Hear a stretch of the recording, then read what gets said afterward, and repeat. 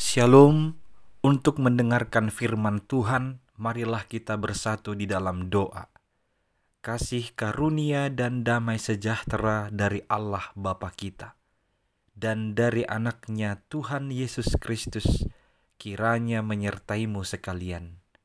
Amin. Ayat harian untuk kita pada hari Jumat 19 September 2025 tertulis di dalam surat Roma pasal 15 ayat 1. Kita yang kuat wajib menanggung kelemahan orang yang tidak kuat, dan jangan kita mencari kesenangan kita sendiri. Di dalam bahasa Batak disebut demikian. Alai patut dohita na margugui, mangaju hagaleon ni akka na huranggugu. Jala unang ma tahasiani dirita. Jemaat yang dikasihi oleh Tuhan Yesus Kristus. Kalau kita melihat sebelum nas ini, Paulus menjelaskan tentang makanan. Paulus mengatakan supaya tidak menjadi batu sandungan. Jangan dirusak apa yang sudah dikerjakan oleh Allah. Karena persoalan makanan dan minuman adalah semua yang masuk ke dalam mulut itu adalah bersih, tidak ada yang haram. Tetapi hal itu menjadi tidak baik kalau ada yang berdosa karena hal itu. Adalah lebih baik tidak makan daging dan tidak minum anggur. Jangan melakukan apapun kalau hal itu membuat yang lain tersandung. Kemudian dilanjutkan di pasal 15 ayat 1 ini. Paulus melihat bahwa ada yang kuat imannya tetapi ada yang lemah. Kalau ada yang kuat imannya adalah lebih baik dia menanggung yang lemah. Orang Yahudi adalah orang yang lemah di dalam iman sebab mereka masih mempersoalkan apa yang dapat dimakan dan apa yang tidak dapat dimakan sesuai dengan hukum Taurat.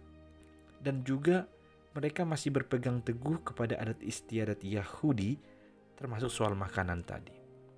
Karena itu, Paulus mengatakan supaya tidak mempersoalkan tentang makanan dan minuman. Sebab kerajaan Allah bukanlah soal makanan dan minuman, tetapi soal kebenaran, damai sejahtera, dan sukacita dalam Roh Kudus. Sikap ini membuat perpecahan di tengah-tengah jemaat. Karena itu Paulus menasihatkan, kalau ada yang kuat, hendaklah itu dipergunakan untuk menanggung yang lemah, bukan dipakai untuk kepentingan sendiri.